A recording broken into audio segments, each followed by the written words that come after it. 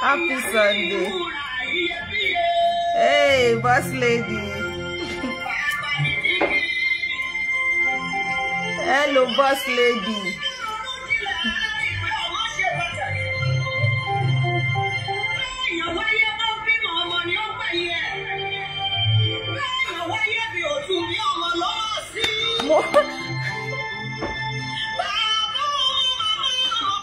Mo fẹ́ pin comment boss lady. Mo delete ẹ. Ẹ gbà mí o. Mo fẹ́ pin ẹ, mo dẹ̀ delete ẹ ṣá.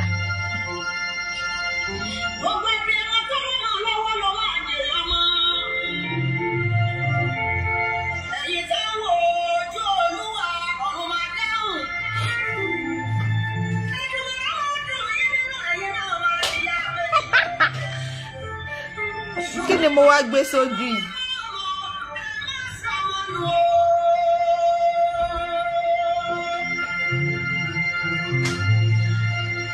Mo fẹ́ gbé ọkùnrin, mo fẹ́ lu ọkùnrin. Thank you, thank you.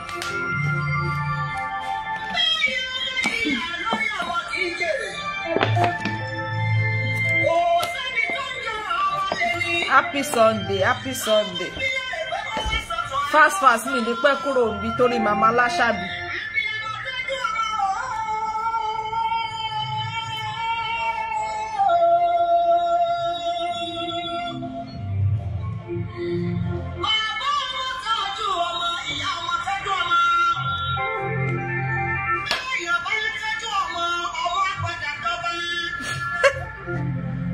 Why are you looking? Eh? What happened? Eh? You want me to remove you?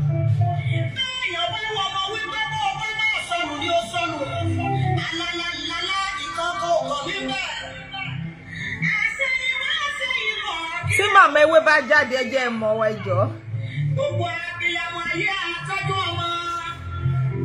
Wọ́n gbé bí ẹmọ lọ́kùnrin náà obìnrin ẹ máa jèrè ọmọ. Ìyá ọmọ bàbá ọmọ. Ẹ máa sọmọ wọn. Àwọ̀.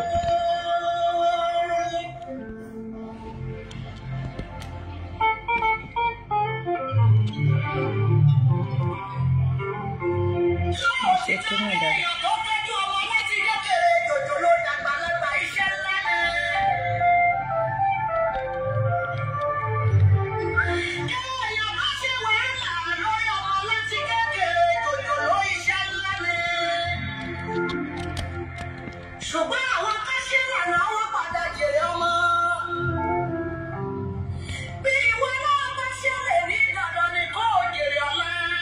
Ṣé ń gbóhùn mi ṣá?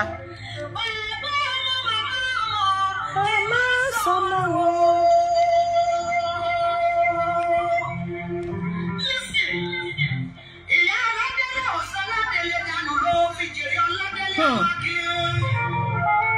Mama Dorcas jèrè o.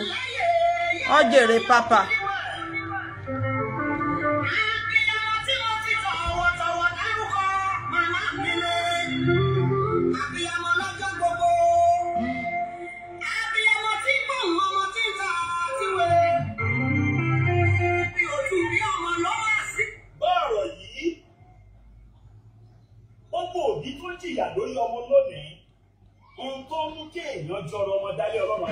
Àmì o Jésù.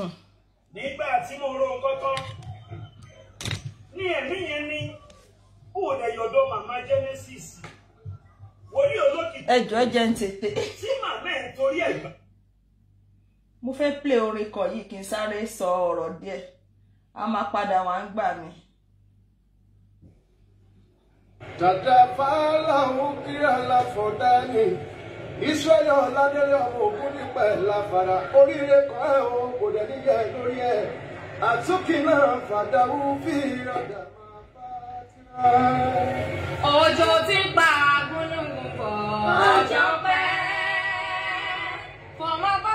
Dada fala ukira la fodani Israel Ọládélé ọmọ Ògún nípẹ̀ láfara oríire kan ẹ̀ o kò dẹ̀ níyẹ̀ lórí ẹ̀ àtúnkì náà fàdáwù fi ọ̀dà máa bá tira. Òjò tí ń pa agúnnugùn bọ̀ ọjọ́ pẹ́ fọmọ bus conductor tó wà nígbàlẹ̀ orílẹ̀-èdè ẹni tí a ti fojú parẹ́ tí a ti rò pín tí a ti rò wípé kò lè dáhùn tó lè ṣe torí ojú rí tó ṣùgbọ́n ní kété tó dé ojú rí tó ṣùgbọ́n nígbà tí a níyàn dé Ọládélé wádìí ẹni tí a fi ọlá rẹ̀ tọrọ. When mercy arrives, we terminate all your disgrace. Happy birthday to you, Ìṣọ̀lẹ̀ Adé.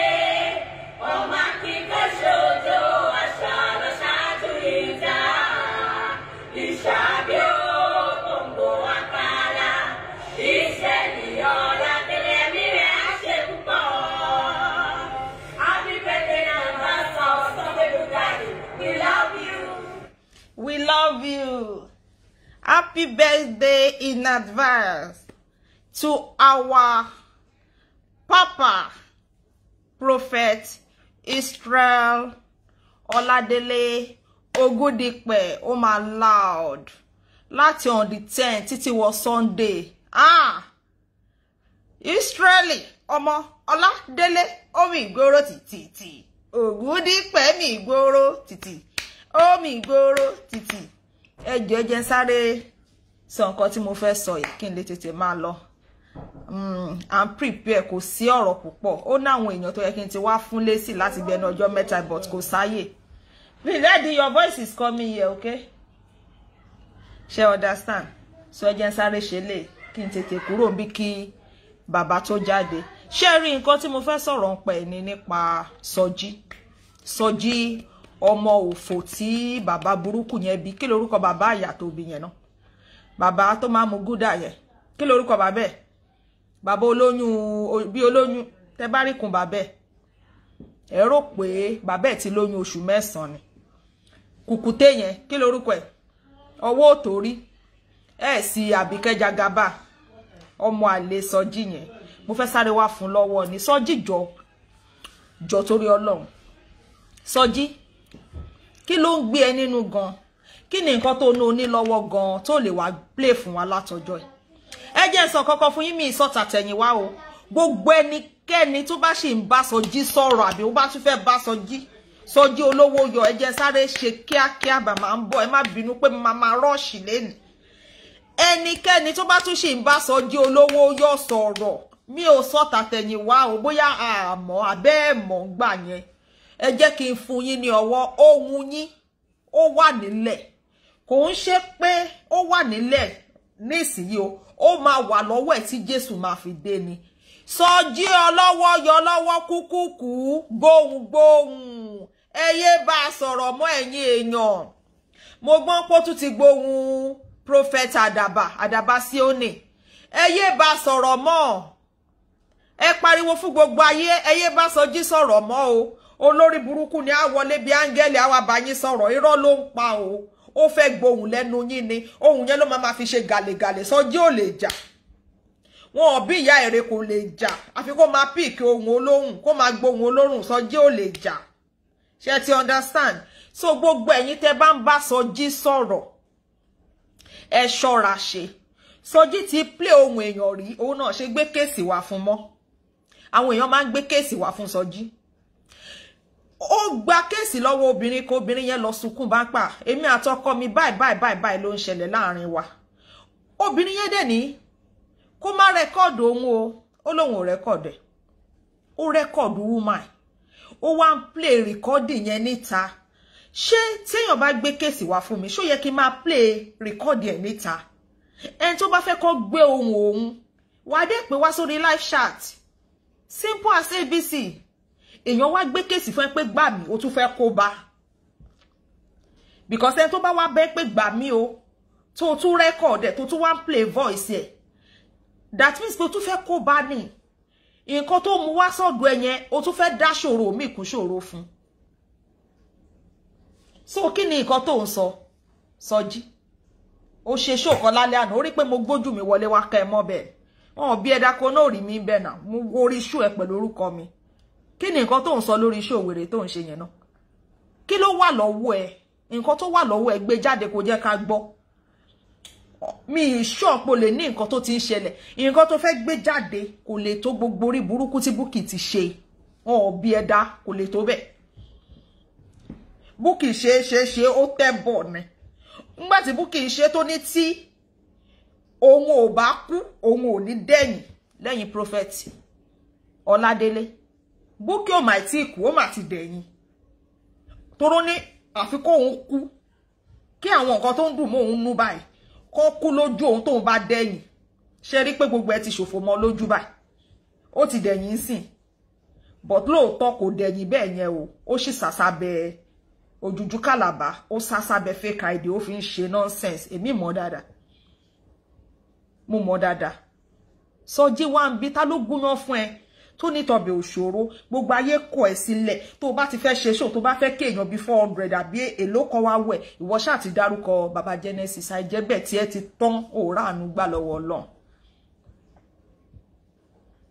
kí ni ìṣòro ẹ ìwọ àti Pulse and Ponder faceless idiot yẹn ìkan náà ni yín èyí tó da àkúnborí tó jẹ́ pé kò tiẹ̀ tú kò lè proud kò lè yọ̀gàn kò lè fi ara ẹ̀ proud kó gbójú ara ẹ̀ síta ó ugly ó pa lórí PNP kò lè gbójú ara ẹ̀ síta ó sápamọ́ ni irú yẹn àwọn tí wọ́n ń jà lórí Facebook làwọn tó gbójú wọn síta àwọn táwa mọ̀ ní akíkanjú ogun àwọn tó gbójú wọn síta àwọn yẹn ní akíkanjú ṣé o understand Sọjí ìwọ àti Pulse and Ponder yẹn olórí burúkú ní ẹ̀yin méjèèjì because Pulse and Ponder yẹn tó bá ní nǹkan ti tán kò sí jámọ́ ìgbà yẹn ló máa rú sí dá ẹ wo ìgbà tí màmá ṣe update pé baba Genesis ti jáde ẹ wo nǹkan tí Pulse and Ponder ṣe kò ní sinmi kíá ní ìdájí kò níṣẹ́ wọ́n ti sọ pé Pulse and Ponder kì í ṣiṣẹ́ mi ò believe 419 olórí burúkú èèyàn ọmọọṣẹ́ fún mi ugly word oní cream sọnù oní fake cream kò ṣiṣẹ́ kò ṣàbọ̀ because ọkùnrin tó bá ń ṣiṣẹ́ ó yẹ kó lọ bí iṣẹ́ láàárọ̀ tó bá dẹ̀ jẹ́ pé night ló ṣe mọ́jú ó yẹ kó sùn láàárọ̀ Pulse and Ponder but ó níṣẹ́ ìwọ àti Sọjí olórí burúkú kan náà nìyí ẹ sùn ẹ kọrí kọbì kan náà ẹ ní làákàyè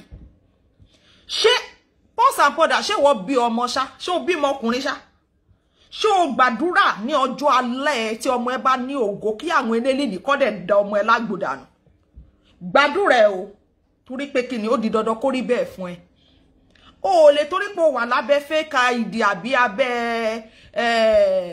abẹ́ kí náà ti ń pè abẹ́nu yàrá ẹ tó lè gbójú síta kó wá máa ṣorí burúkú Pulse and Ponder ẹ wo Pulse and Ponder bó ṣe ń ṣe láàrin Alhaja Kaola àti Mariam àbúrò Alhaja Kaola nígbà tí àwọn àáfàá jáde pé kí everybody kàn jọ torí Ọlọ́run yìí tẹ́ ṣe tó ẹ má bá wa dá sí mọ́ nígbà tí yèyé bẹ́ pọ́n jì níyẹn Àbíkẹ́ jágajàga báyẹn jágajàga ìyẹn mi ò ráyè tiẹ̀ mo ti kọ́ àwọn kíni wọn dání ó di ẹ̀yin birthday papa màá wá bá yẹn sọ̀rọ̀ for now mi ò ráyè tìyẹn ẹjọ́ máa ṣeré wọ́n ń ṣe gbogbo wèrè wọn kí ló kàn mí ta lọ update àwọn wèrè yẹn help who know them who dey read their update sef ta ló lọ ń wò ta ló ń kà kí ló ń kọ kí ló kàn mí adáfẹ́ tó jù sí mi èsì ọ̀rọ̀ wọn ń bọ̀ kò tí ì yà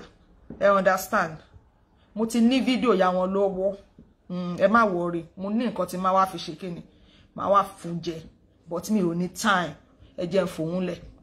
So lórí ọ̀rọ̀ tí mò ń sọ lọ Sọjí Pulse and Pounder olórí burúkú nìyí Sọjí ṣe bó bímọ nígbà tí ògo ọmọ ẹ bá dé kí ọmọ aráyé dìde sí kàn máa fi wọ́n pa ẹlẹ́kún Sọjí ṣó máa dùn mọ́ ẹ nínú Sọjí kó rí bẹ́ẹ̀ fún ẹ fómi lò ó kó ṣàmì àdúrà tí ọmọ ẹ bá ti tó bàbá Genesis tó bá ní ògo tó wọn kò tó wọn lọ́jọ́ orí tó bá ní ògo káwọn eléni ní dìde sí Pulse and Pounder tí o bá bí ọmọ tó bá ń bá wọn bímọ láyé ní àsìkò tí ọmọ ẹ bá ó lè má tó bàbá Genesis lọ́jọ́ orí gan ní àsìkò tí Ọlọ́run bá ní ọmọ ológo lọ́mọ ẹ tó bá ti fẹ́ ní báyìí elédìdì àwọn elénìní àwọn ọ̀tá àdílé ọ̀tá mọ́níṣe ní afàìmọ́níṣe ní aṣenibánidárò ọ̀tá alé ọ̀tá òde kàn dìde sí ọmọ ẹ̀ kàn gbà lọ́wọ́ mu pé oríire iṣẹ́ ẹ̀ kò jọ kò ní tó ẹ lọ́wọ́ láyé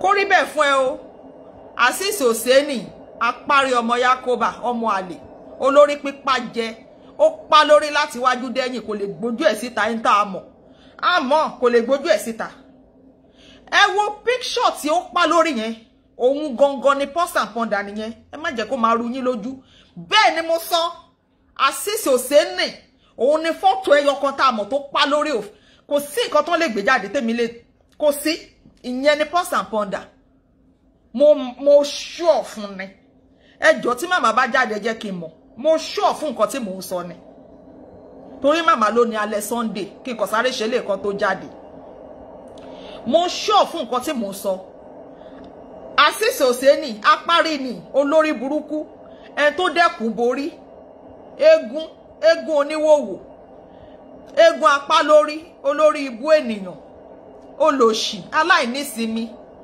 tí ó bá ṣe pé mi ò ní time mo fẹ́ play show ẹ kí n máa fún ẹ lésì show tó sáré ìwọ wá máa pèrè ní man of integrity olóṣì ní orí ẹ ti burú ọmọ àlè Bukky Jesse tí ò tó ẹni tó yẹ kó gbé sílé bí ìyàwó kó máa control ẹ torí sílẹ̀ kan tó ń kólé ẹ lọ́wọ́ Bukky Jesse táyé ẹ ti bàjẹ́ tó ti ṣòfò èní tó ti ṣe mọ́ ti tàná òfò àná ó ti ṣe mọ́ ti tèní ó ṣòfò léyá ó ṣòfò kérésì ó ṣòfò ọdún tuntun ó ṣòfò ọdún gbogbo ayé ló fi ṣòfò ó ṣòfò ẹ̀mí ó ṣòfò ara ó ṣòfò ọmọ ó ṣòfò gbogbo nǹkan rere ó ṣòfò adé ó ṣòfò ògo ó ṣòfò ẹbí ó ṣòfò ara ìyẹn wá dúró wá ran ẹṣẹ́ ìyẹn tó máa ran ọyàn síta eégún oníwòwò níyẹn Bukky Jesse kò wọṣọ rí kó bo ọyàn gbogbo ọyàn yìí ni lójoojúmọ́ ìta la ti ń bọ̀yàn Bukky Jesse lójoojúmọ́ ló ń kó báyìí ló ń kó sórí igbá ẹ̀rọ ohun tí mò ń ta ọmọdé o ẹgbà yìí ẹ wò ọyàn rèé ojoojúmọ́ ló ń kọ́yàn sàbọ̀ wá fún wa ojoojúmọ́ àwọn tó yan wọn ju tiẹ̀ lọ́gàn wọn á kọ́ bẹ́ẹ̀ lọ́jọ́ míì tẹ́ bá máa ṣí lọ́jọ́ míì ẹ rọra sáàgẹ̀ fẹ́rẹ́fẹ́rẹ́ òun máa mú gbogbo ẹ̀ àrùn sábọ̀ ni àwa gbèdé ẹgbà mi ọmọdé o ìyàwó aláàjì dáńbòrò ọba Bukky Jesse ọmọ Gibat Jaja Gibat Jogo ọmọ Gibat lálálálá Gibat jàtìjàtì ọmọ bàbá òfò bàbá òṣì ẹ̀yin olórí burúkú máa ṣàǹfààní wèrè wá lòun fẹ́ máa ó lè wá ṣe ṣó fáwọn oní depression àwọn followers ẹ Bukky because àwọn followers ẹ ní depression àti wà àti ìyá nọ́ọ̀sì ṣerú àdá fún ẹ̀jàre ọ̀gá mi ó bá mi ti ibi tí washing machine ti ń disturb yẹn ẹjọ́ torí ọlọ́ ẹgbà mi tábàtì ẹ̀ wá ń sọ̀rọ̀ ẹran tó níwò ṣé bíi ti Pulse and Pounder faceless idiot mo lo filter lẹ́ni o ọjọ́ tí mi ò lo filter ṣe bó máa ń rojú mi dáadáa ojú mi náà ṣe rèé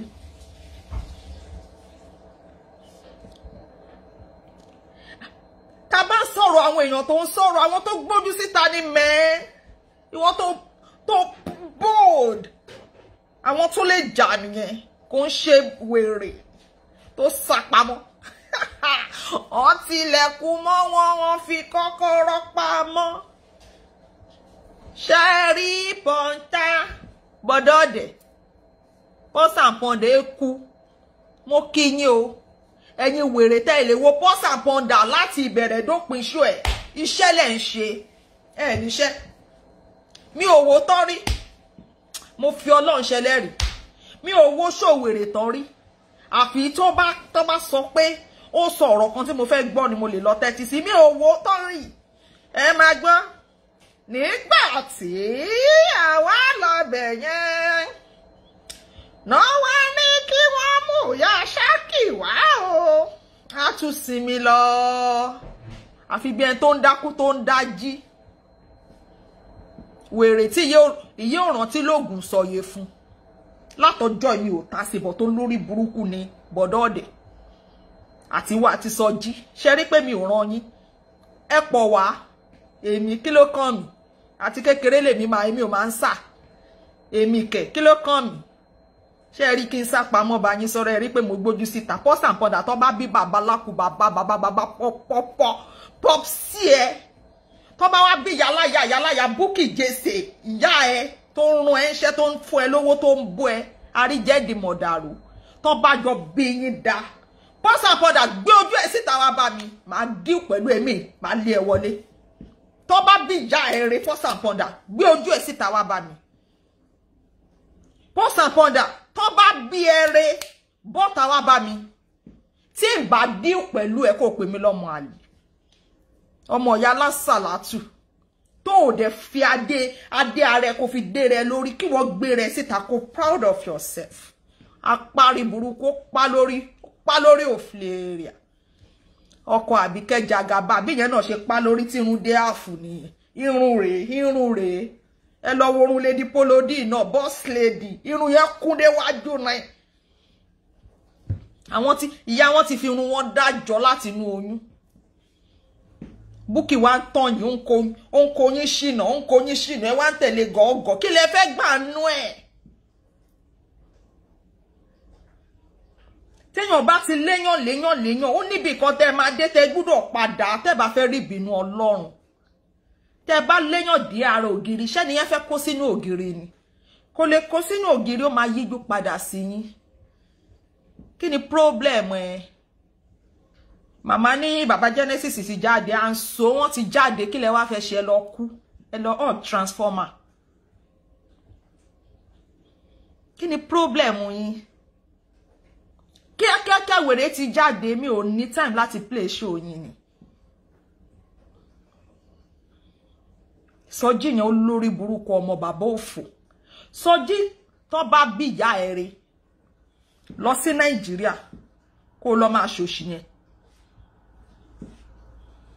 ìwọ tó wà ní UK gan tó pé Bukky Jesse ní kó lọ deal pẹ̀lú bàbá ẹ̀ mo kí fún ní pé kí ló dé ẹ ṣe fèsì Sọjí ṣe bẹ́jọ́ wà UK ní lórí burúkú olóṣì òun ló máa dájà lẹ̀ á ṣe bí ẹni tó nífẹ̀ẹ́ èèyàn òun ló máa ń da gbogbo nǹkan rú nílé ayé Sọjí ni ẹ̀yin tẹ́ bá tún pé Sọjí ayé yín bàjẹ́ ẹ jẹ́ kó gbé voice anybody wá síta màá tún bá bú ẹni yẹn ṣe ní ẹ fẹ́ gbọ́n ẹ dẹ̀ ní gbọ́n mọ́ gbogbo ẹ̀yin tẹ́ bá fẹ́ pé Sọjí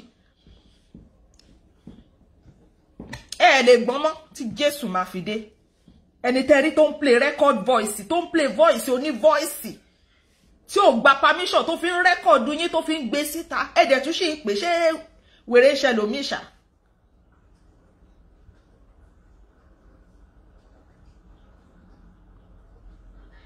a kò máa play voice yín ṣó ń dùn mọ́ yín ni tó bá ti ní voice yín lọ́wọ́ máa lẹ̀ mọ́ yín ẹ̀yin tẹ́ ṣí ẹ gbójú ń bẹ̀ kẹ́ fílẹ̀ jẹ́ kó lọ jẹ voice yẹn but lọ́tẹ̀ yìí ní ọdún yìí ní àsìkò yìí ẹ má pè Sọjí mọ́ àtolórí burúkú ọ̀sán yìí apárí ọmọ ẹ̀kọ́bà ẹ má pè wọ́n mọ́ wọn ní nǹkan tó fi ń jà ju rẹ́kọ́ọ̀dù lọ Bukky wá ń tàn wọ́n Sọjí èló ni Bukky gbé fún ẹ ìbí wọ́n ló ń sọ̀rọ̀ lọ́jọ́ kìíní àná tó ń sọ gbogbo ìwà ìbàjẹ́ tí bàbá Bukky Jesse ti wù ìwọ ló ròyìn bí bàbá Bukky Jesse ṣe ba ṣẹlẹ̀ jẹ́ ẹnu ẹ láti gbọ́ gbogbo ìtàn yẹn Sọjí ọlọ́pọlọ kúkúrú bí bàbá Bukky Jesse ṣe ránù tó gbọ́kọ lọ́kọ tó wà lóyìnbó tó ṣorí burúkú ẹnu ẹ láti gbà wo ń ṣe ṣẹlẹ̀ oní bàbá ẹ ló pìtọ̀ fún ẹ ẹnu ẹ láti gbọ́ ọmọ tí bàbá rí tó bú sẹ́kún ṣé lè lẹ fẹ́ máa bá sọ̀rọ̀ Sọjí ẹ wá gbọ́ nǹkan tí bàbá ẹ sọ ń pa ẹ mi ò ní time ń rush tẹ́ bá gbọ́rọ̀ tí bàbá ẹ sọ bàbá ẹ ní Sọjí kò ya ọmọ ọ̀bànújẹ́ bàbá èèyàn Sọjí ayé ẹ bàjẹ́ kí bàbá ẹ ọjọ́ tó ní ẹ ló mọ́ mi ọmọ yín ló ń bú mi ọmọ yín Deborah ń bú mi kí ni ìyá mi sọ fún ẹ ó ní ẹjọ́ lọ yanjú ẹ bàbá tí ẹ wọ́n pe bàbá ẹ ní ọ̀rọ̀ ẹ ti sóhun ó kò yọ ọmọ ọ̀bànújẹ́ ọmọ bẹ́lẹ́ àlì ọmọ ọ̀ràn kíran ọmọ òfò iye òsù èso ore òun ni bàbá ẹ ṣe lé ẹ dànù ta ni yín ìyá yín gan Àbíkẹ́ Jagaba mo ń bá tó yẹ ẹ pọ̀ mo ń bá tó pọ̀ èmi ò rán yín gbogbo yín ẹ̀ tó mi gbé sáré abẹ́ ya wèrè téèyàn bá ń tó rọra ń lọ ṣẹ́rù pẹ́ mọ̀rọ̀ sọ ni wọ́n bá tú everybody lẹ̀ wà láìta láì ẹ gbà ń pé kákínú obìnrin ẹ̀dá ṣé ẹ̀ ṣe rè èmi ọ̀rọ̀ ń dùn mí ṣé má domi sí mi lára máa ń dòdò ni ọ̀rọ̀ ń dùn mí.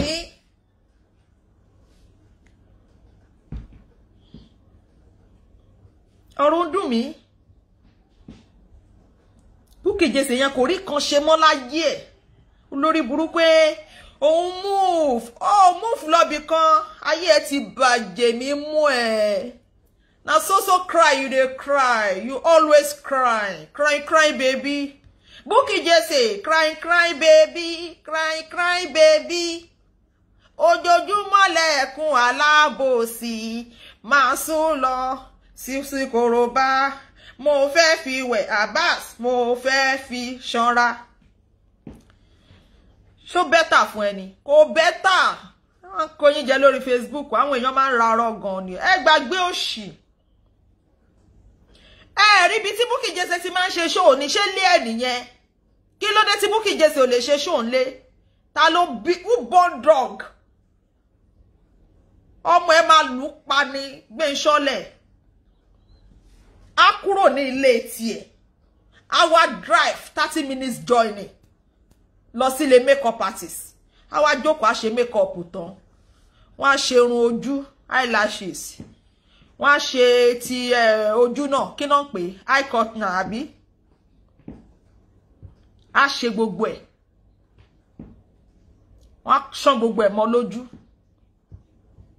tó bá ti wá ṣe yẹn tán àwa jókòó àwa máa ṣe show nílé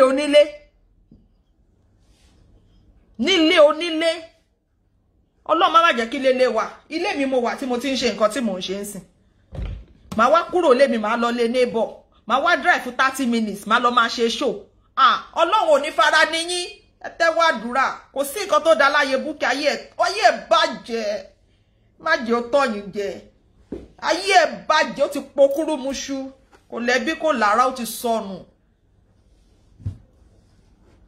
ọmọ màmá ẹjọ́ tí màmá bá jáde ẹjẹ́ mọ̀ má pa show straight ni mo sáré wá ní kí n sáré ẹ̀rí mo rush alájà jókòó tá a dé ẹ̀ka lẹ́mà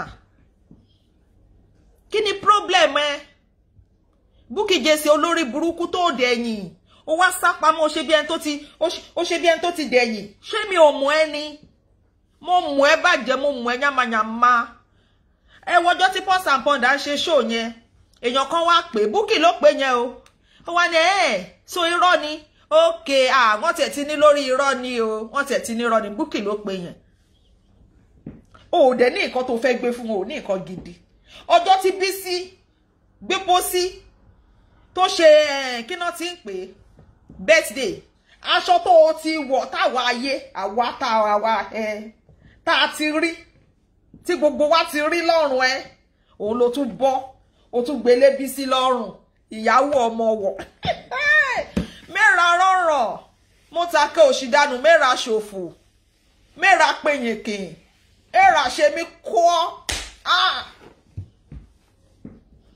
àwọn ẹgbẹ́ olóṣì ẹgbẹ́ wèrè bí mo ṣe wà tí bá ní ìdí owó mo mọ bí èèyàn méjì tí mo lè pè ń sìn wà láìta láìmáníà hello big mommy ẹjọ máa wọ́n fún mi lówó gidi wọ́n ya owó tó gidi fún mi ò kàn ṣe bẹ́gibẹ́gi bí ìyá yín ni mi ò like máa bẹ́gibẹ́gi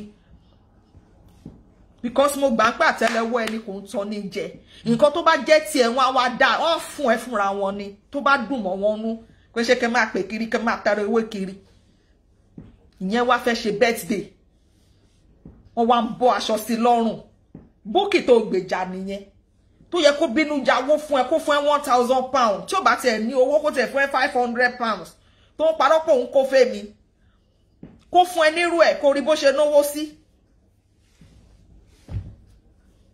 ó ní 400 pounds ó láwọn mẹ́rin làwọn dá ìyá wọn màdókókú nọ́ọ̀sì abẹ́lé nọ́ọ̀sì wèrè nọ́ọ̀sì àjàká nọ́ọ̀sì oníwòwò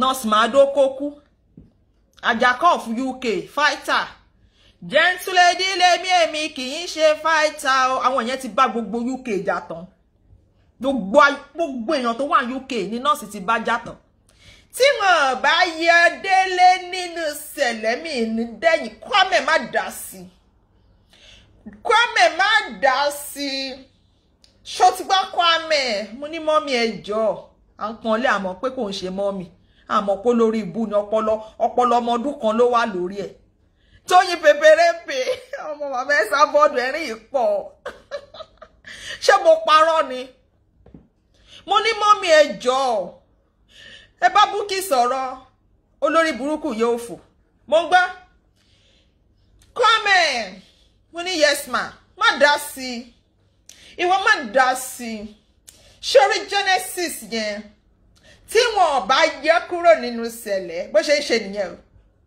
tí wọn bá yọ nínú sẹ̀lẹ̀ mi ò ní gbọ́ tí tèmi ni pé bó ṣe ń ṣẹnu nìyẹn o tí tèmi ni pé kọ́tà ti yọ nínú tẹ̀lẹ̀ tíà ẹ̀yin borúkọ sẹ̀lẹ̀ jẹ́ ogónú sẹ̀lẹ̀ ẹ̀yin wá ń jẹ́ lọ sí ẹ lọ kú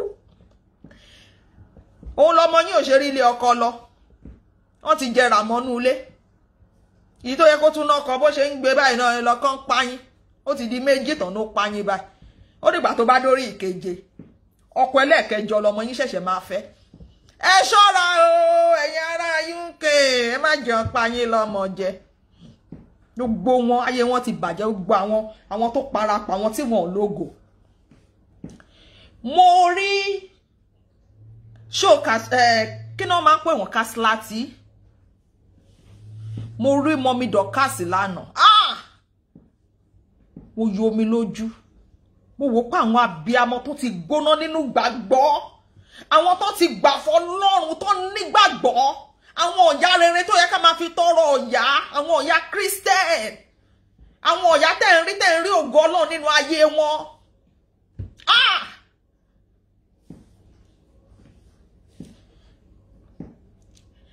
tẹ́ bá ṣe rí fídíò yẹn báyìí tẹ́ kọ́kọ́ ń wojú ìyá yẹn ẹ máa rí nǹkan tó ń kọ síbẹ̀ tó ń sọ pé abiyamọ rere ìwọ tó bá rí ò sí nínú ẹ̀mí ó ti kú ó ríran mọ́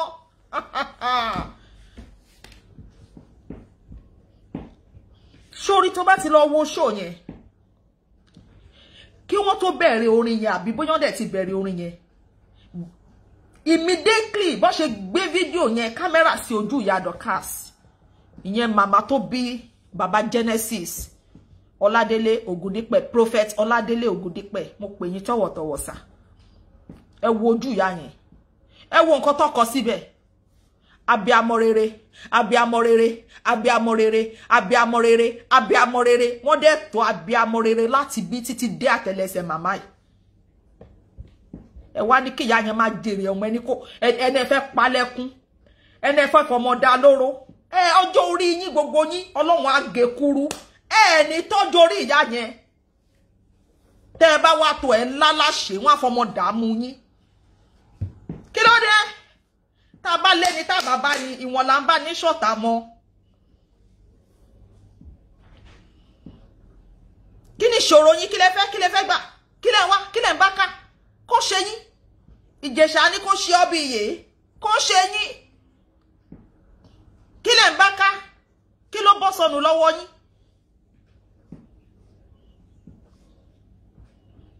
Kò ìsọ̀rọ̀. Ẹ jẹ́ kí birthday lọ. Gbogbo òṣì tẹ́ ṣe mọ́ yẹn, tẹ́ ń ṣe yẹn, ẹ stop ẹ̀. Tẹ́ bá wáyé olórí burúkú kùkù tẹ́ sọ jíyàn ní. Gbogbo àwọn tán láwọn ń jà fún Genesis. Wọ́n fi yín wá. Ìyẹn tiẹ̀ mùmú ni mùmú. Ẹ mọ mùmú. Ẹ mọ àwọn tó máa ń pè mùmú àwọn disable yẹn. Ọlọ́run dáríjì mi, òun ní Sọjí. Gbogbo yín ẹ fi Genesis wá followers ni. Who followers help? Tí n bá lérò lórí show mi, ṣé wọ́n kówó fún mi tán ṣe ń wò mí ni? Ṣé wọ́n dáwó fún mi ni? Àbí mo pín paper mi tán kówó síbẹ̀? Wèrè. Kí ni wọ́n wá? Gbogbo yín tẹ́ wá fẹ́ máa borúkọ wọn jẹ́ kí lẹ̀yin wá. Ó wá ń ka yín lára pa wọn kan support. Olórí burúkú Sọjí ó fẹ́ máa gbé King Victor, ó fẹ́ máa gbé wọn mọ́ra. Ṣé o rò pé King Victor gọ̀ bí tiẹ̀ ni? Ṣé o rò pé ó gọ̀ bí tiẹ̀?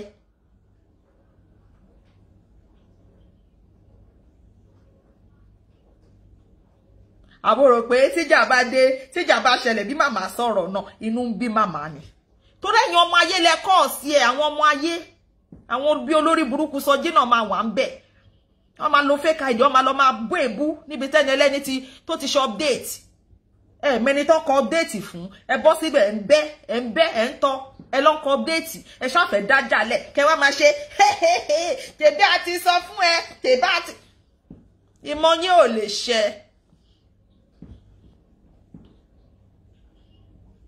Ẹni tó nọ́pọ̀ lọ́dẹ̀ yàtọ̀ sí ẹni tó gọ̀. Irú ìwọ Sọjí ò lè fi rẹ wé King Victor. Kò jọra wọn. Kò jọra wọn.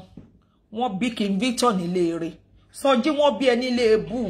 Ìyá rẹ̀ gan bàbá ẹ lè dànù ni. Ìyé òkú kòrùn kò bá bàbá ẹ gbélé. Kí ló kọ́kọ́ fún?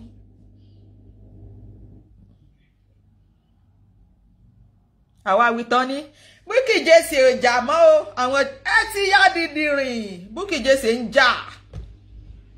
Ó ń jà. Mo mọ̀ kú, mo mọ̀ dànù. Bukky ò ní jà kíni. Ìgbà tó jẹ́ pé ó ń tẹ̀lé bàbá Genesis gan tán ní kò gbọdọ̀ jà. Bàbá tún bọ́ síta báyìí lórí pẹpẹ. Bàbá ní Bukky Jesse ọjọ́ tó bá tún lọ jà. Màá ní kí ọba. Bàbá tún dárúkọ àwọn ẹlòmíì. Ó pọ̀ ọba tọ̀wọ̀tọ̀wọ̀ o. Bàbá ní màá ní káwọn ọmọ tí ò tó ẹ kó bú ẹ kó mọ bó ṣe ń rí. Ìwọ tó ń bú àgbàlagbà. Ìwọ ò lè péré lọ́mọ prophet kó máa ṣe bí hooligans, kó máa ṣe bí thug bí bàbá ṣe sọ lọ́jọ́ yẹn nìyẹn. Síbẹ̀síbẹ̀ Bukky Jesse ò dẹ̀yìn nínú ìjà. Ó sì sápamọ́. Bukky Jesse tí ń bá purọ́ ọmọ ẹ bọ́ síta kó sọ fún mi. Mo ń ṣe show lọ́jọ́ kan. Bukky Jesse ń kọ́mẹ́ǹtì sí orí show mi. Èmi mo orúkọ tó ń jẹ́ o. Bukky Jesse pè mí padà pé Sister Kwame, ṣẹ́yìn lẹ sọ fún Yeti ní Yeti Creamberry pé èmi mò ń lo orúkọ yìí. Mo ní èmi Yeti Creamberry ṣáàjọ máa ń sọ̀rọ̀ ni. Mi ti ẹ̀ bá Yeti Creamberry sọ̀rọ̀ ńgbà yẹn. Mi bá wọn sọ̀rọ̀. Mi mọ nọ́mbà Yeti Creamberry. Báwo mo ṣe sọ fún Yeti Creamberry pé ẹ̀yin lẹ ń lo fake ID. Ó ní ẹ torí Yeti pè mí ní pé Sister Bukky Jesse àwọn adright ìjọ adright yín. Àmú níṣẹ́ mọ́ pé ti mọ́ra yín ní òfin sọ bẹ́ẹ̀. Ẹ ti mọ́ra yín ni. Ẹ̀yin ni kẹ́ change bẹ́ẹ̀ ṣe ń kọ àwọn nǹkan yẹn. Ẹ yí padà. Tẹ́ bá ń lo capital ẹ lo small. Tẹ́ bá ń lo small letter ẹ lo capital letter. Èmi ò sọ nǹkan kan. Mi ì dẹ̀ sọ nǹkan kan wájú Ọlọ́run àtẹ̀yàn. Ṣé mọ̀ pé ó ti mọ̀ pé mo mọ̀ òun ló fi wá challenge mi.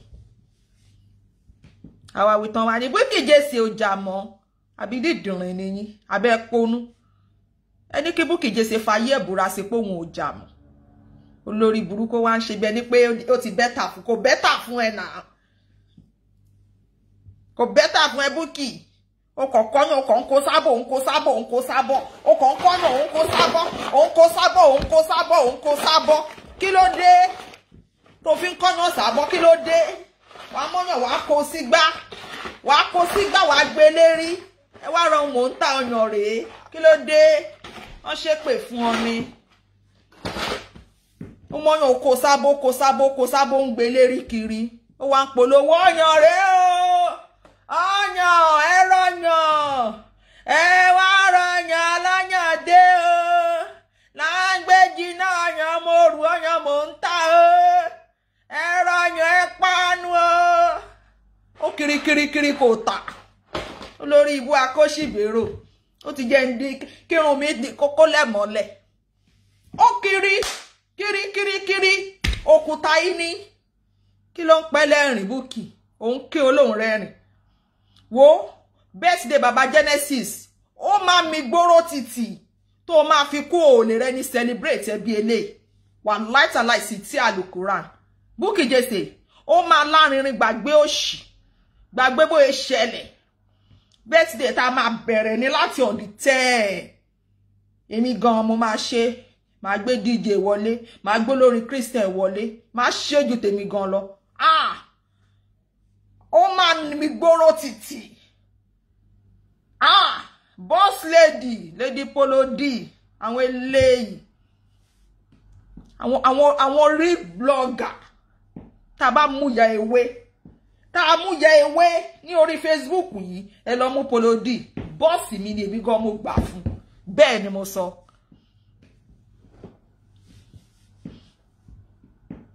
tale ẹ̀yin tẹ́ ń dú wúruwúru àwítán kí náà porúkọ wèrè ti bí ẹ ṣàjẹ́ fìyẹn lẹ̀ ẹ jẹ́ ń bá Bukky sọ̀rọ̀ ó kiri ẹ má jẹ́ ń dọmọpọ̀ ń wọ́ọ̀dù sórí ó ti dárun mi rú ọlọ́run á dá ayé ẹ̀rú ni bó ṣe jẹ́ kí irun mi dàrú ni. ọyàn rẹ̀ ẹ̀rọ yẹn panu ọlọ́yàn ti dé o là ń gbé jìnnà ẹ jẹ́ ìdìde sókè kí n kiri ọyàn ṣe máa rọyàn ẹrọyàn ẹ panu ẹrọyàn ọyàn rẹ o ọyàn mò ń tà o ọlọ́yàn dé ọlọ́yàn yí wọlé o ẹrọyàn panu ẹrọyàn eléri ibú ọlọ́yàn wèrè ó ń pọn sábọ́ kiri lérí ibú akóṣìbérò kóòpù dàjàre kí n yarun mi kò sí kóòpù ń tòsí ọmọ òfò ọmọ gíba ti jésè jápọn sínà olórí burúkú olóbò dry hello jàre hello sir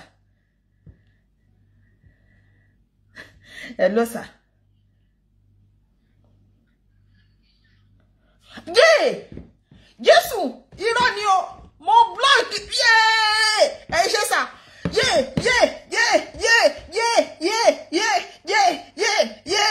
ẹ gbà mí boss lady ọ̀gá mi my boss wọ́n ní mo blog lady Polo D in fact Bukky Jesse ikú ló máa pa ẹ́ ó jẹ́ bínú mo ṣe mistake ni mo fẹ́ pin ní kọ́mẹ́ǹtì ni mo tẹ̀ rò pé mo delete ẹ̀ àṣeṣe ni mo block èmi ta ni mí tí mo wá block lady Polo D màmá oyin kan ọwọ́ méjì lókè fún yín jọ in fact mistake ni báwo mo fẹ́ ṣe báyìí mo rógo kí ló ń ṣe mí náà mo fẹ́ pin ní kọ́mẹ́ǹtì ni o oh my god kò bá dé dùn Bukky Jesse gan kí lady Polo D máa fàjà sàsílẹ̀ oh my god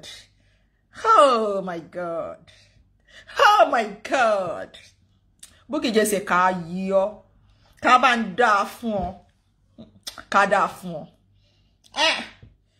ó dín dín lady Polo D boss mi the boss lady the original boss yálà aṣọ Àbíkẹ́ Jagaba fẹ́ máa kọpí ló bá lórí AliExpress lòun náà bá ń polówó ọjà mo ti rẹ́rìn yó ó ní àwọn lẹ́sì tí mo tà kò ní gèlè o kò ní gèlè mi ò tí ì rí bẹ́yà yẹn ṣe fẹ́ sọ̀rọ̀ tó bó ṣe fẹ́ ga tó láyé tó máa rán lẹ́sì tó bá rọ́pàá márùn lẹ́sì tó bá rán tán wọ́n á yọ gèlè fún ẹ ó lè kéré wàláì wọ́n á yọ gèlè ó wá lọ orí AliExpress ẹ jẹ́ fi lẹ́sì yẹn ràn yín àwa mọ lẹ́sì gidi àwa fẹ́ ra lẹ́sì Ìyá Ìbàdàn original exotic àwọn tó ń ta lace nìyẹn exotic wedding àwọn wà Nàìjíríà Ìyá Ìbàdàn original ó wà Canada àwọn oní lace gidi báwo mo fẹ́ unblock Lady Polody bí mo ń ṣe show báwo mo fẹ́ ṣe mi mọ́ ṣe oh my God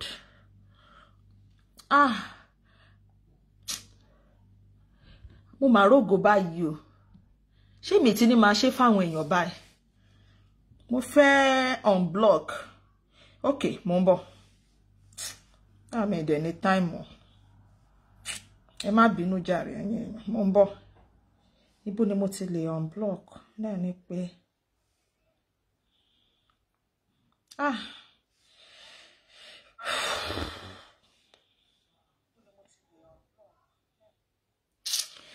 mo bí mo fẹ́ ṣe for now.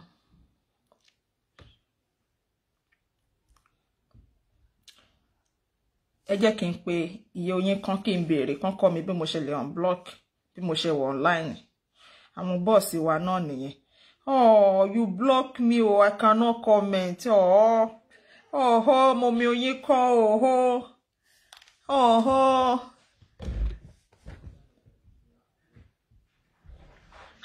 boss lady sorry ma dosa ìyá aláṣọ original Àbíkẹ́ tí ń copy yín òun náà ti lọ kaṣọ l'AliExpress yo òun náà change lórí show lẹ́ẹ̀mejì copy ó ṣe show ní bí ìjẹ tàbí ìjẹrin ló bá kọ́kọ́ wọ aṣọ kan ló bá tún lọ change AliExpress lace ló lọ kójọ èyí tó máa ń rán tà lórí àlè ó fẹ́ copy ni ìgbà táwọn èèyàn ti ní kó wá business ṣe ó fẹ́ copy ṣọ́ọ̀mà mistake ni mo fẹ́ pè ní comment ni mo ti rò pé mo ṣe mistake delete ẹ̀mí mọ̀ pé mo block yín ni báwo mo ṣe lè ṣe lórí show tí mo lè unblock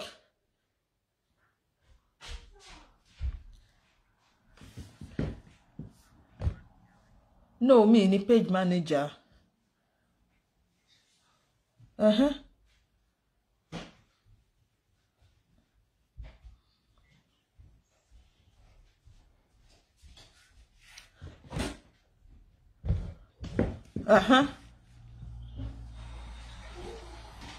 anyone more okay so máa rí ńbẹ̀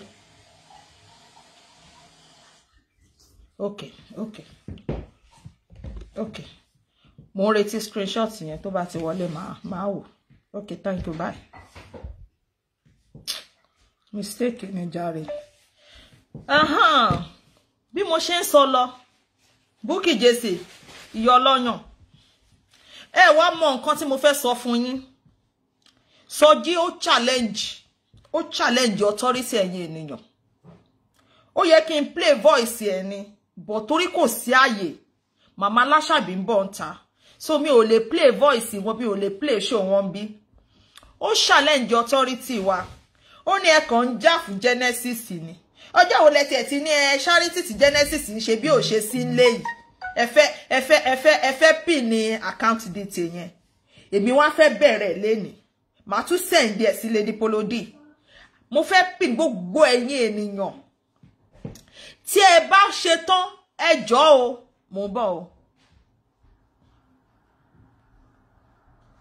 ta leléyìí stop abusing her now àbò lórí burúkú ni Mọ́ráyọ̀ Adéwùsì ṣó ṣì èrè ṣó yọnu ṣó ṣìnà ẹ jẹ́ screenshot ẹ kí n tó block ẹ ó fẹ́ popular ni má worry mo ti screenshot ẹ bọ̀ jẹ́ n kọ́kọ́ block ẹ náà no kò tiẹ̀ did má fi ẹlẹ̀ ó fẹ́ popular ni má worry olóṣì mo néyàn wà nù fake ID mo ní Pulse and Pounder ṣì ń ṣiṣẹ́ fún ṣó nǹkan ló wá gbéṣẹ́ fún Pulse and Pounder ni àbójú ẹ fọ́ nígbà tó ń ṣe ṣó tó máa ní Pulse and Pounder ẹ lọ́pàdé Pulse and Pounder lálẹ́ ojú ẹ fọ́ etí ẹ di àwọn ayé wọ́n ti kó òwúdi ẹ létí ò ríran ò gbọ́rọ̀ mọ́ tó bá ríran ò gbọ́rọ̀ mọ́ dídé rìn àwọn oní kọ́mẹ́ǹtì sọnù mi ní máa block yín mọ́ máa jẹ́ popular ní bó ṣe wà ṣe ló yẹ kí n lọ sínú profile yẹ kí n lọ kó gbogbo picture kí n máa fi ràn báyìí kí n máa fi display Bukky jọmọ yẹ olóṣì olórí bí olórí búburú.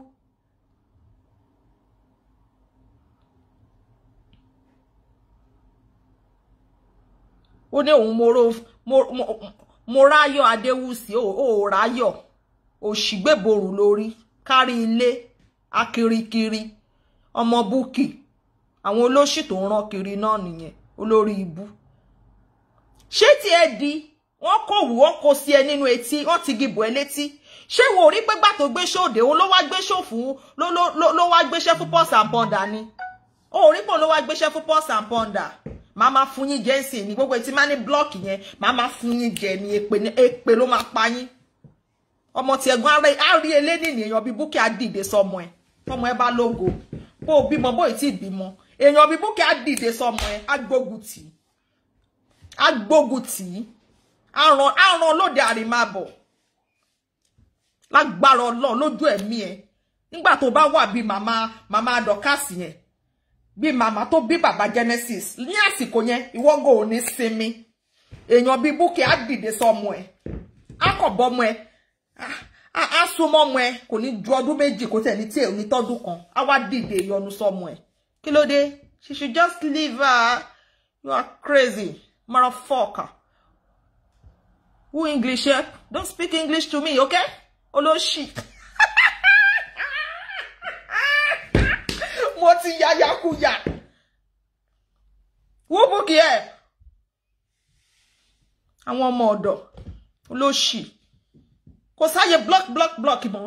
Ẹ ṣá máa gbójú yín wá. Next time, máa gbójú ẹ máa gbé sí kíní máa gbé ẹ báyìí máa fi ẹran máa fi ẹrẹ. Èèyàn bí Bukky kó dìde sọmọ ẹ, kó dìde sí ìrìn àjò ọmọ ẹ, kó dọwọ́ lá ọmọ ẹ bolẹ̀. Idiot. Ẹ ṣìrìn ni. Inú bí mi o. Má jẹ́ n bínú tán o. Jẹ́ kó rí ẹ pé o. Okay, mo ń bọ̀ jàre. Okay, mọ̀. Tí má ti wá lọ mọ̀. Okay. Mo ń bọ̀ jàre. Okay, settle. All right. Mo máa ṣe nsìn.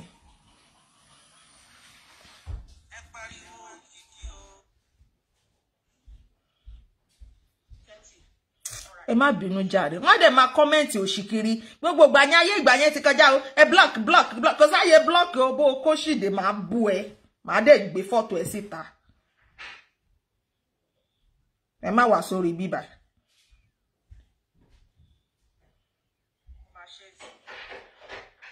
Ẹ̀yin olórí burúkú ẹ̀dẹ̀ fíná jóra yín kẹrí bó ṣe ń rí lára. Tẹ́yin bá gbàdúrà irú ẹ̀ kò ṣẹlẹ̀ sí ìrìn àjò ọmọ ti yín.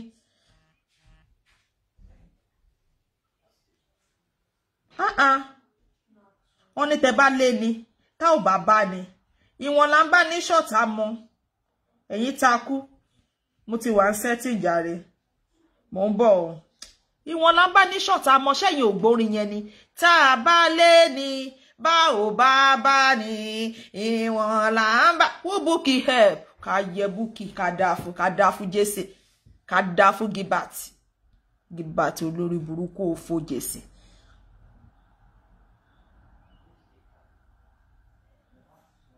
Ta ni Bukky help?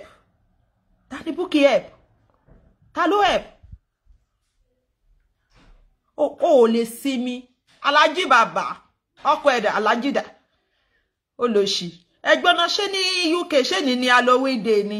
Wèrè wọ aṣọ Halloween. Ó lóun òun ṣòṣì. Ṣé ní Halloween ní UK ni?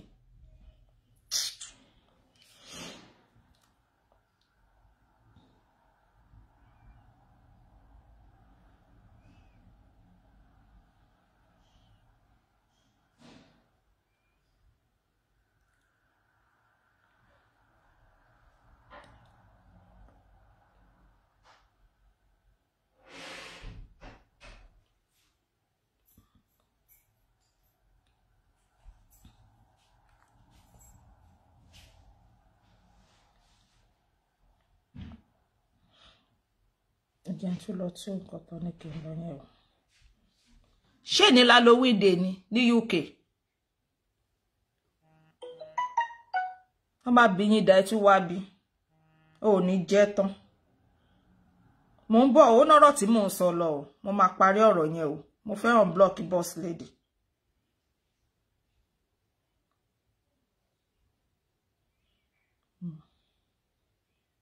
Okay.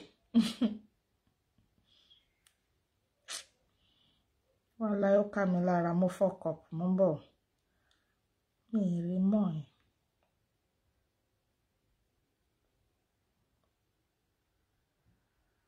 Okay, mo ti rí.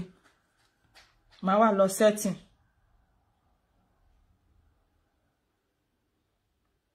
So mo ti wọ setting.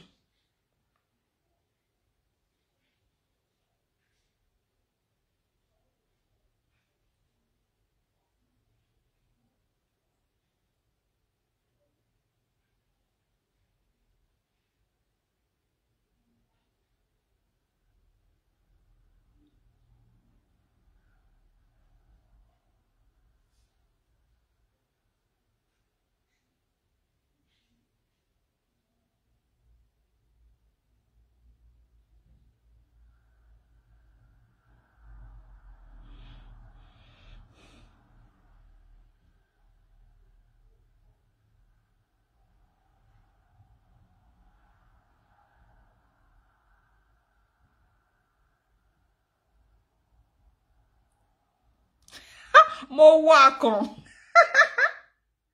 Mo ti unblock Lady Polody.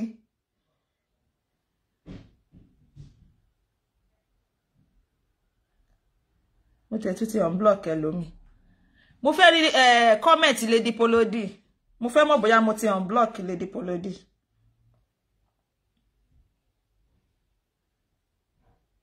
Mo ti block àwọn èèyàn gan síbí o.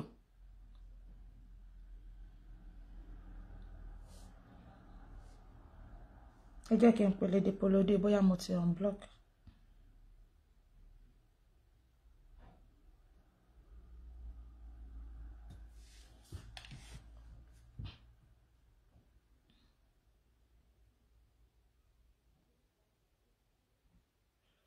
Ṣó ti wà okay, yeah, okay, good.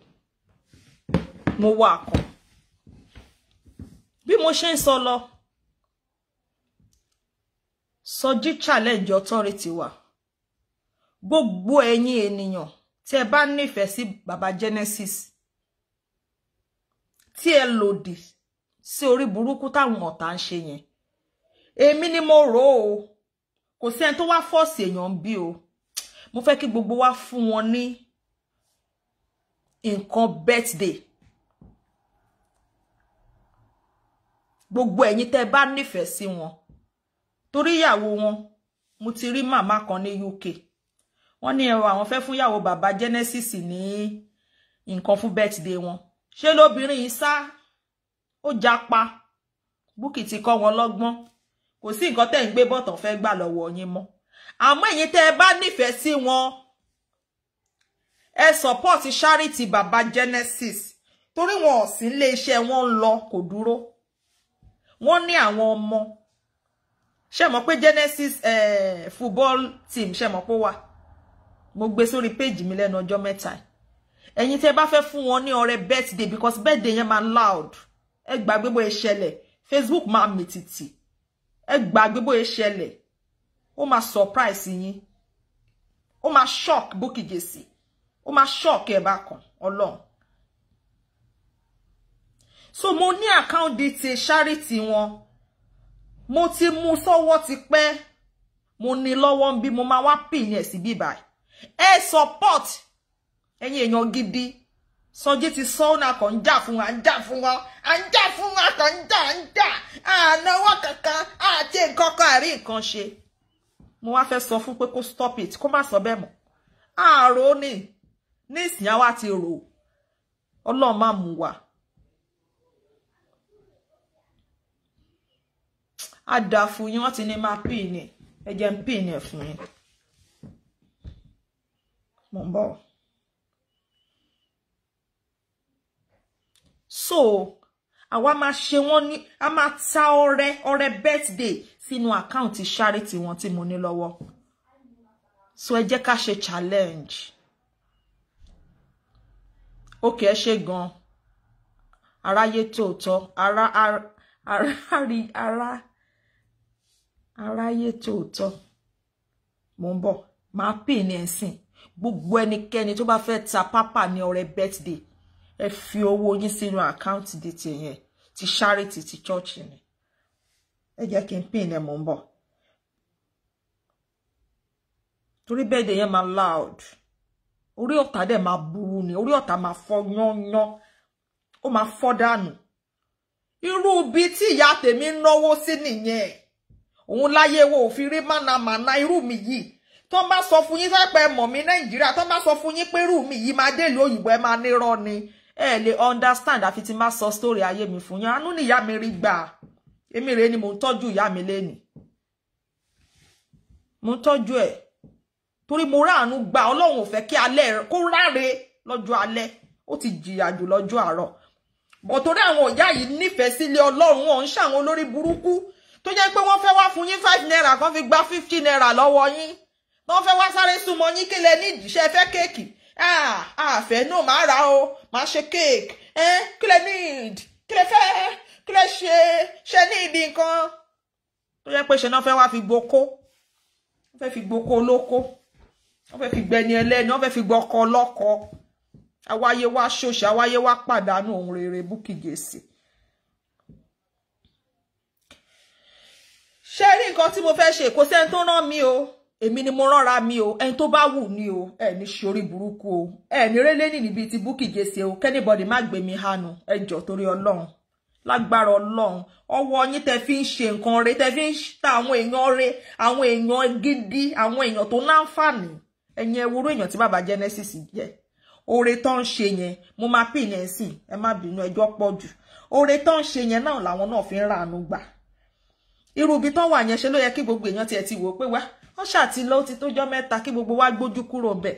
Bó tá sì dúró tì wọ́n, a máa dúró tì wọ́n tó máa fi dé. Àwa abiyamọ ayé. Tọ́jà wa gùn, tó long.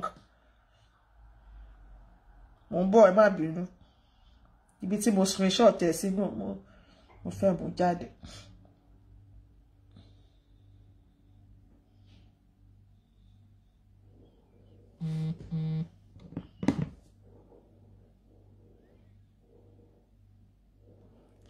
Ẹ dúró o, ẹ má lọ o.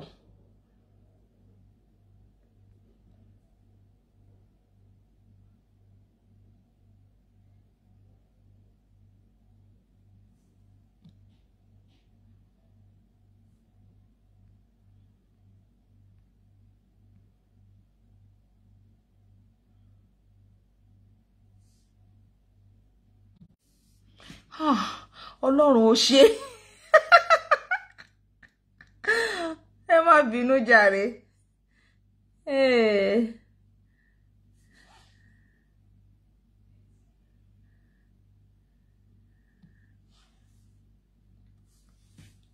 Ẹ má bínú. Mo ṣẹ̀ṣẹ̀ kọ́ lẹ́yọ kọ̀ọ̀kan ni wọ́n ló ṣe háàdì báyìí fún mi. Torí mo screenshot ẹ ni.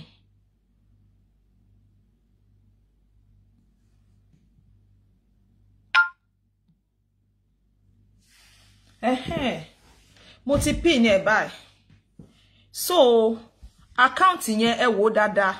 Ṣé ti rí ńbẹ̀ yẹn? Ẹ má ṣe mistake o.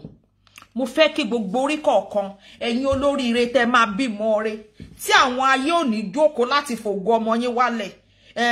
Ẹ̀yin èèyàn gidi ni o. Àfo ló ṣe èèyàn bíi ti Bukky, àfàláyé bàjẹ́ bíi ti Bukky o. Àfẹ́ni tó máa fún wa ní adìyẹ kékeré tó fẹ́ fi gbódìdí màálù lọ o. Ẹ jọ̀ọ́ o, ẹ ní sórí ibú ẹ ní sọmọnù o. Ẹ̀yin èèyàn tẹ́ fẹ́ ta bàbá ní ọrẹ birthday. Tẹ́ fẹ́ ràn iṣẹ́ ìránṣẹ́, iṣẹ́ ìyìnrere tẹ́ fẹ́ ràn lọ́wọ́. Látọjọ́ ẹ̀ta tí ẹ̀nà ti ń jà. Bàbá Genesis wọ́n sì wà níbi tán wà. Ibi tán lọ rán wọn lọ. Wọ́n sì wà ń bẹ̀. So àwa nísìn a fẹ́ ṣe kíni? Ẹ jẹ́ ká support pẹ̀lú owó, kò ń ṣe pẹ̀lú ìjà lásán. Ọ̀rọ̀ ọmọ àlè yẹn tó challenge wa yẹn. Wọ́n kàn ń jà ní ọjọ́ tí má ti wá tí ń bá ráyè dáadáa máa wá play voice ẹ̀. Wọ́n ń jà ní ọjọ́ ìwé náà ti sọ pé kí ni wọ́n nídìí ní church. church yẹn kò ń ṣe wọ́n kékeré náà máa nídìí látọjọ́ tí Genesis ò ti sílé yẹn kí ni wọ́n rí ṣe àfi kọ́kọ́ bọ́ta kọ́ máa pariwo. ó ṣe gan Sọjí bó ṣe rán mi létí ó ṣe gan. ṣe rí níbi ìjà nígbà míì tí wèrè bá sọ̀rọ̀ ẹ máa rí nǹkan kan dìmú tẹ máa fi correct ẹ máa correct ara yín láti bẹ̀. mo kàn wò pé ọjọ́ tó sọ̀rọ̀ ẹ mo ní wèrè lọ́mọ ọmọ wèrè yìí tó ń pè ní Sọjí Kùkùté yìí ọ̀rọ̀ máa ló sọ yìí kẹ̀ ẹ́ ọ̀rọ̀ yìí máa make sense. mo kàn ra yọ ọbẹ̀ yẹn ni mo kàn wá kíni mo wá mo kàn screenshot ẹ ni tó bá dàbí rẹ wá wò screenshot mo ń bọ̀ ṣe ti rí ẹ jẹ́ wọnú gallery screenshot ló wà lọ́wọ́ mi látọjọ́ ẹ̀ ṣe ti rí ṣe rí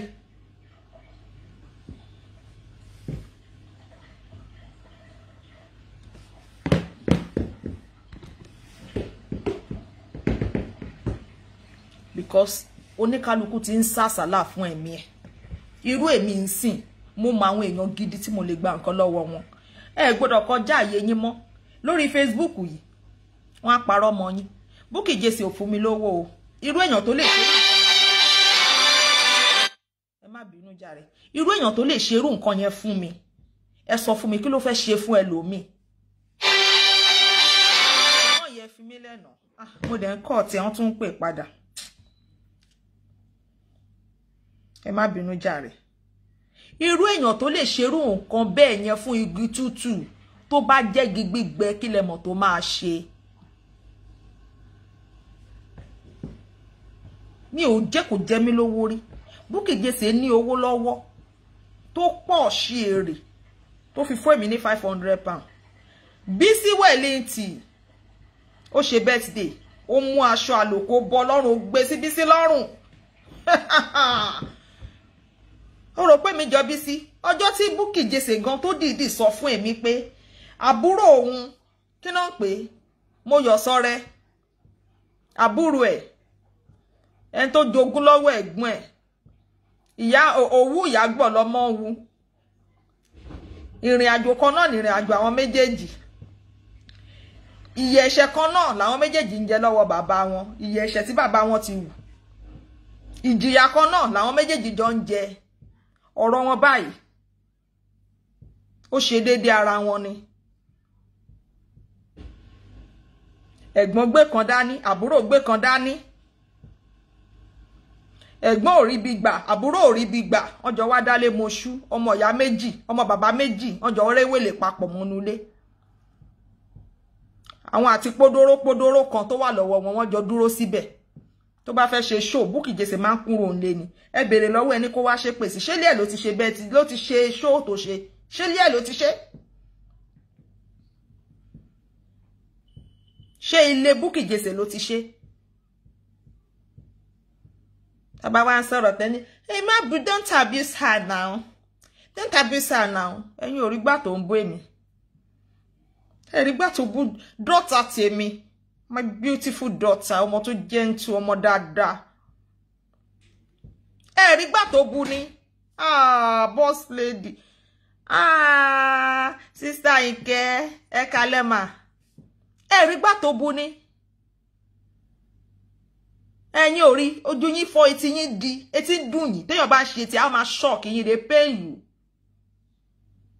wallahi taala Bukky irú àánú tèmi rí gbà láyé Bukky ò lè rí gbà tí Jésù máa fi dé kò dẹ̀ ní rí kò dẹ̀ lè rí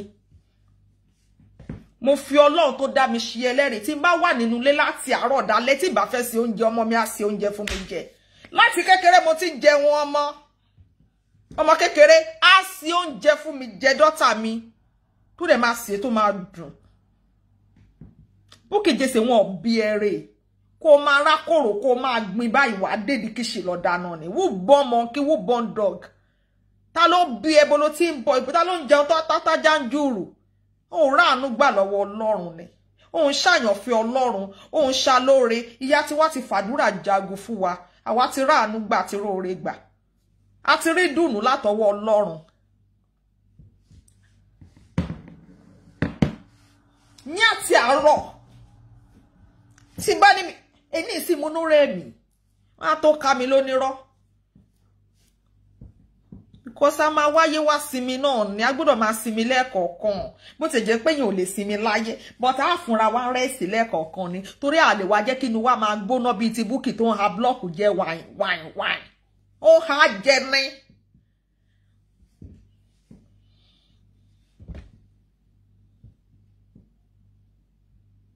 ó a blọ́ọ̀kù jẹ báyìí ni a máa ha jẹ torí gbogbo inú ẹ̀ ti gbóná olórí burúkú ó wá ń ṣe bẹ́ẹ̀ nípa everything is well everything is bad for you kò well everything ò wá okay kò well stop lying stop deceiving people everything ò wá okay jẹ́ káwọn èèyàn mọ̀ kọ́ mọ bí tó ti fẹ́ ṣe é lóore stop lying yẹ purọ́ oh mama is out okay. Everybody ẹ lọ join Mama Aláṣàbí wọ́n ti bọ́ síta wọ́n ti jáde okay mo ti rí mo máa stop ẹ nísìn tí màmá máa fi kọrin tán sì máa stop ẹ so yẹ lọ join Mama Aláṣàbí àwọn náà nálẹ̀ Sunday mo kàn ní kí n sáré wá jí show díẹ̀ ṣe kí màmá tó jáde ni kí n tó máa lọ Bukky Jesse mo fẹ́ sọ fún ẹ má yọ̀ o aburú tó máa wó lù ẹ ẹkún tó ti ń sun yìí kò tí ì tó ẹ wàláì mo fọlọ́n ṣẹlẹ́rìí mo rí ni mo sọ fún ẹ ó mọ̀ ìgbà tèmi àti ẹjọ́ máa ń ṣe tí má sọ nǹkan fún ẹ ó máa ń ṣe ìmí máa ń ṣe torí pọ́ ọmọ alóore là wà ìyá wa ń dàgbà wọ́n ń dàgbà báyìí sínú ìjọ Ọlọ́run ni mo sọ fún ẹ sórí ẹkúnnú tó ń sun yẹn ó kéré wàá ṣe sùkú ta wàá bọ́ síta báyìí gbogbo ọyàn tó kó sábọ yẹn ibi tó bá ti ń bẹ̀rẹ̀ báyìí ṣó mọ̀ pé ó máa ń ṣe ó máa ń bẹ̀rẹ̀ àwọn èèyàn ò dá ẹ mọ̀ ni ó fẹ́ kàn rí gbogbo ẹ̀ ó fẹ́ kàn rí àwọn ọyàn tó ti gbọ́n gírísìsì tó ti kó tó ti mú tó ti fún pọ̀ tó ti fún mọ́ apá tó ti fún mọ́ ṣódà tó ti fún gangan wàá wá máa ṣe báyìí káwọn èèyàn lè rí ẹ ọyàn yẹn á wá jáde wàá ṣe ẹlẹ́yà gbangba wàá yaṣọ ọmọ rẹ lọ́rùn wàá ṣẹ̀sìn ayé wàá ṣẹ̀sìn ọ̀run bẹ́ẹ̀ ni mo sọ fún ẹ Bukky o lè láyọ̀ o lè rí dùnú àfi kó o ṣe kíni kó o túbá àfi kó o mọ̀ pé o ti ṣẹ̀ àfi kó o ṣe kíni bó o túbá gan Ọlọ́run ò lè dáríjì ẹ wà láì kí bàbá Genesis dáríjì àwa abiyamọ yóò lè dáríjì ẹ àwa abiyamọ ayé à lè dáríjì ẹ torí pé o sọ pé ọmọ ń bá ìyá sùn ìyá ń bọ́ ọmọ sùn fún ìdí ìyẹn àwọn ò ní dáríjì ẹ ó sùn kúkú ni ọmọ ẹ á máa lù ẹ pa ni ọmọ ẹ á lù ẹ á fẹ́ lù ẹ ìwọ ṣe show nle olórí ibu ṣé lé ẹ ló ti ń ṣe show ilé makeup artist láì ṣe pé ó nílé sórí street ló ń sùn sí homeless ní ẹ ká dáwó fún ẹ olórí ibu olóṣì máa ṣàǹfààní olórí ibu ọmọ bàbá méjì tó réwèlé ní Manchester ẹ ṣe ẹja máa lọ ẹja lọ join mama ẹ ṣe gan ẹ take care ẹ̀yin tẹ́ bá mọ̀ pé èèyàn gidi ni yín ọ̀rẹ́ Ọlọ́run ni yín Ọlọ́run ò ní ṣe yín lọ́tọ̀ Ọlọ́run bíi ti Bukky Jesse mo fẹ́ rọwọ́ yín challenge ó kéré jù 20 challenge ẹ challenge Ọlọ́run bẹ́ẹ̀ ni mo sọ Ọlọ́run ò ní dojú àdúrà tì yín ẹ ní sọnù ọmọ yín ò ní sọnù ọmọ yín abínú ẹni ò ní dìde sọmọ yín ní agbára Ọlọ́run nígbà tí ṣọmọ yín bá ń ta olórí burúkú ò ní fọwọ́ bò mọ́lẹ̀ eléni tó bá fẹ́ dìde sí ọmọ wa Ọlọ́run máa ṣe kíni á wáṣẹ́ fún wọn á gbéṣẹ́ lé wọn lọ́wọ́ máa ṣòfò wọn á parẹ́ máa yé lójú Ọlọ́run á dá wa sí tọmọtọmọ which account òun ni mo pin ní now account charity baba Genesis ṣẹ̀ṣẹ̀ṣẹ̀ wọlé ni èmi mo fẹ́ mo kàn wò pé ó máa dá ká fi ṣe kíni ká fi ṣe gift birthday ẹ ṣe gan ẹ take care bye ẹ já lọ́jọ́ Mama Esabod eléni ni ó ní dìde sọmọ yín o ìgbésẹ̀ yín kò ní báráyé nínú o eléni ní bí Bukky Jesse Ọlọ́run ò ní jẹ́ kó rìnà pàdé yín ẹ ní rìnà pàdé ẹ ló bógo ṣe ń jẹ́ tọ́lọ́ ẹ ní ṣòfò ẹ ní sọmọ nù àánú á dúró tì yín àánú tó nípọn tó sanra àánú ńlá àánú gbangba àánú ràbàtà á dúró tì yín tọmọtọmọ gbogbo bí tọmọ wa bá ń dé ògo Ọlọ́run àánú Ọlọ́run á máa farahàn nínú ayé iwájú nágbára Ọlọ́run àwọn ọmọ wa tán bá wo wájú á ró lóore tán bá wẹ̀yìn á ró lóore ọ̀tún àtòsí wọn á ró lóore wọn á rá láàánú gbogbo bí táwọn ọmọ wa bá ti ń dé àánú Ọlọ́run á dúró tiwa tó ráwò ń ṣọ̀tá a kì í ṣọ̀tá yín rere àdẹ̀ ń ba tó dára jẹ́ a kì í fẹni tó ó bá ga a kì í fà wálẹ̀ àwa máa gbàdúrà fún wọn ni ṣé ti understand komo wa náà ko we lo toke ṣé ti understand àwọn ṣe èyàn bí ni bí awoto àwọn èyàn rere ire a ma woto wa lọ ṣé lọ́jọ́ mama Lashabi ẹ ṣé gan good night Sister Vivian mo rọ́wọ́ yín o bẹ́ẹ̀ ni account yẹn mo ti jẹ́rìí Sister Vivian gbọ́ mi dáadáa àwọn yo lówó nìyẹn ẹ ṣé gan o ẹ take care challenge ẹ ṣe challenge ẹ dá owó ẹ fi support charity Baba Genesis ẹ má jẹ́ ká kàn fẹnu jà lásán ẹ já fowó jà ẹ já fi gbogbo ẹ jà a dúró ti Baba Genesis èmi o àti ìdílé mi a dúró ti Baba Genesis a dúró ti Ọlọ́run kò dẹ̀ ní kò ní jogún òfo ẹni tó dúró ti èèyàn gidi ẹ má lọ dúró ti àwọn alábòsí ó dàárọ̀ bye we love you thank you bye choose birthday baba ẹ má gbàgbé o birthday yìí máa nágbára gan kò tí sírú birthday báyìí rí láti on the 10 a máa ṣe wọ Sunday ni a máa ṣe wọ Sunday ni okay oh yeah now daddy we love you happy birthday to you in